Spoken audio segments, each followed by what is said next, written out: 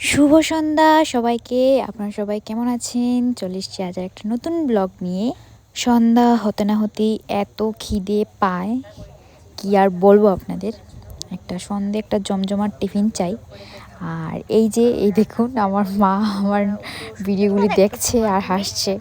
আমার মা সবসময় বলে, না তুই আমাকে ভিডিওতে নিবি না, বাট স্টিল আমি আমার মাকে নিই। এর জন্য আমার মা এখানে মুখটা লুকিয়ে নিচ্ছে। মুখ ডাকতেছে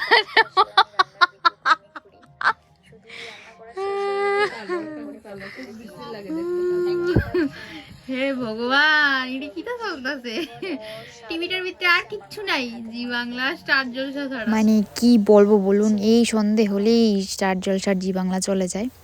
আচ্ছা যাই হোক, সন্ধ্যের টিফিনের জন্য এখানে আমার আন্টি আজ বানাবে এগ রোল। তার জন্য এখানে স্যালাডটা কেটে নিচ্ছে।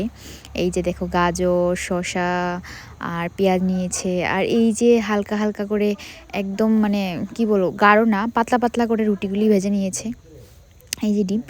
আর এই যে দেখো, তেল দিয়ে দিচ্ছে, একটু বেশি তেল দিয়ে দিচ্ছে মনে হচ্ছে। যাই হোক, বাইরে বাইরে থেকে যে আমরা কিনে খাই, এটার মধ্যে কিন্তু আর অনেক বেশি তেল দেয়, আর রুটিটা অনেক শক্ত থাকে।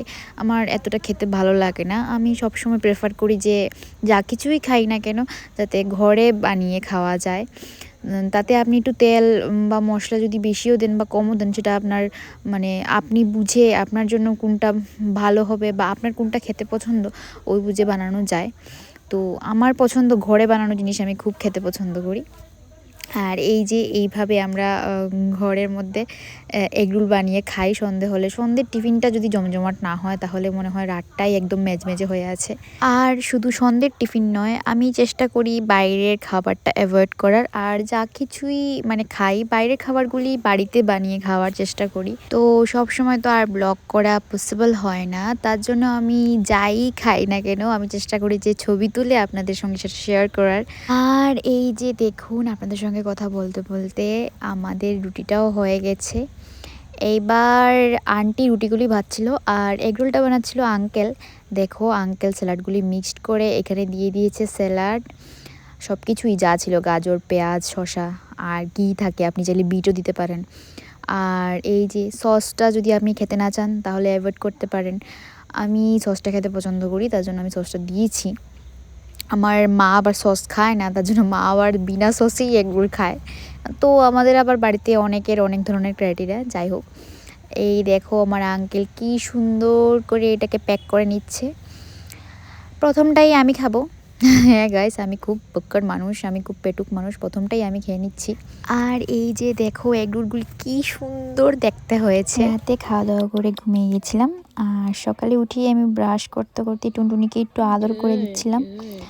আর আজ চলে যাবে ভনু, তাই আমি এখানে রেডি হয়ে গেছি ওকে একটু স্টেশনে এগিয়ে দিয়ে আসবো বলে। ওকে এগিয়ে দিয়ে এসে তারপর আমি আর মাও একটু বেরোবো, ছোট মাসির বাড়িতে যাব। ভনুকে বলছিলাম যে থাকতে, বাট ওর কি জানি প্রজেক্ট আছে, তার জন্য চলে যাচ্ছে। কি আর বলবো, আমার জীবনটা এমনই বেদনা। আমার কিছুদিন আগে শুধু গেলাম, দুদিন আগে আবার আসতে হয়েছে, আবার আসবো গাইজ আমি পরীক্ষার পরে। আদর আদর।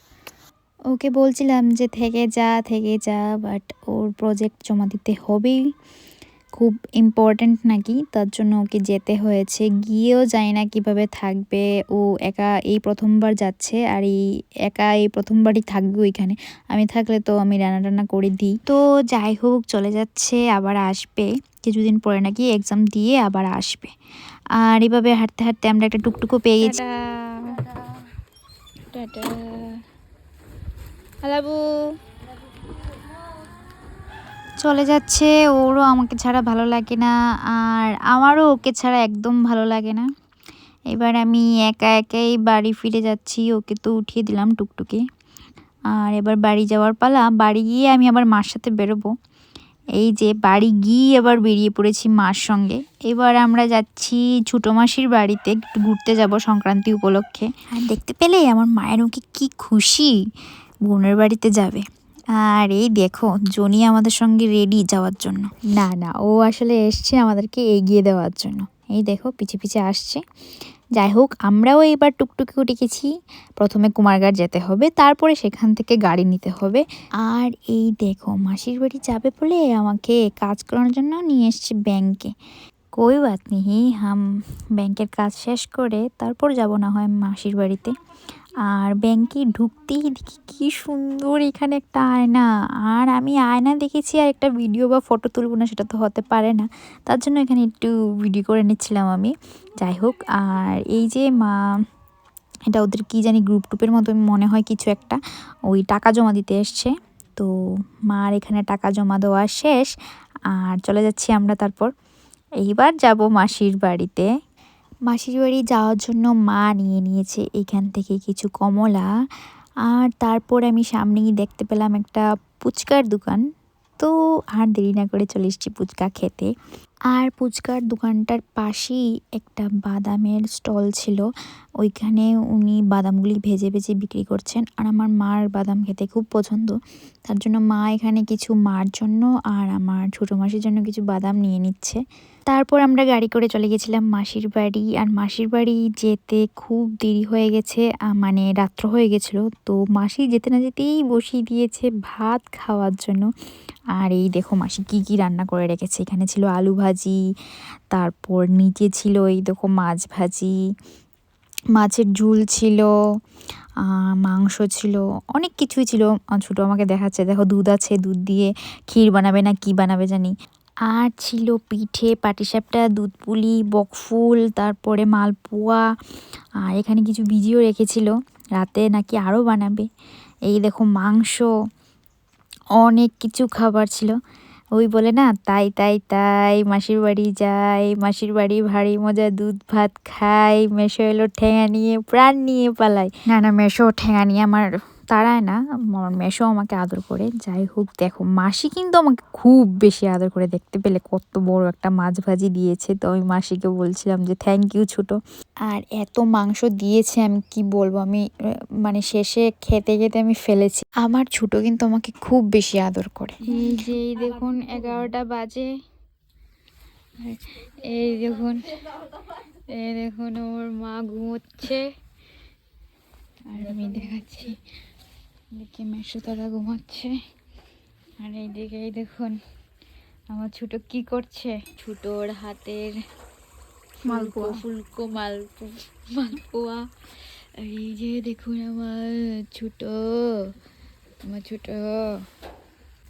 আর কিটা কিটা বানাবে আজকে। পাটিসাপটা এর সিস্টেম তোর মা আর আমি জানি। এই মাটিও ফুলাইবে তালা, এটা লাগে তো কাছে তুই ফুলানের সিস্টেম তোর মা আর আমি জানি। কেমনে বললে বেশি কম না। এই যে ফুলকো মালপোয়া, যেটা খেতে আমার অনেক বেশি পছন্দ। আর এই যে এদিকে বানাচ্ছে পাটিসাপটা। এইটা আবার আমার বোনের খেতে খুব পছন্দ, আমি এটা খাই না, আমার ভালো লাগে না। তো যাই হোক, তখন রাত বেজে গেছে প্রায় 12টা 1টা। তো আমি আর থাকিনি, আমি এবার গিয়ে ঘুমিয়ে পড়েছি। ছোটো আমাকে বলছিল যে তুই যা, তুই ঘুমিয়ে পড়। ছোটো মনে হয় রাত 3টা 4টা অবধি পিঠেই বানিয়েছে, আরও অনেক কিছু বানিয়েছে, বকফুল টকফুল। কিন্তু আমি আর সজাগ থাকতে পারিনি, কারণ আমার ঘুম পেয়ে গেছিলো। আর এই দেখো আমাদের প্রো একদম হাত দিয়ে বানিয়ে দিচ্ছে।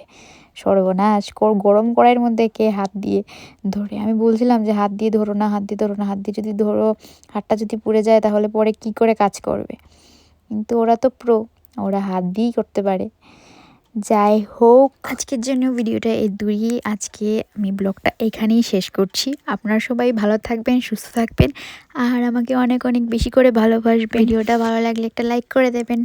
টাটা।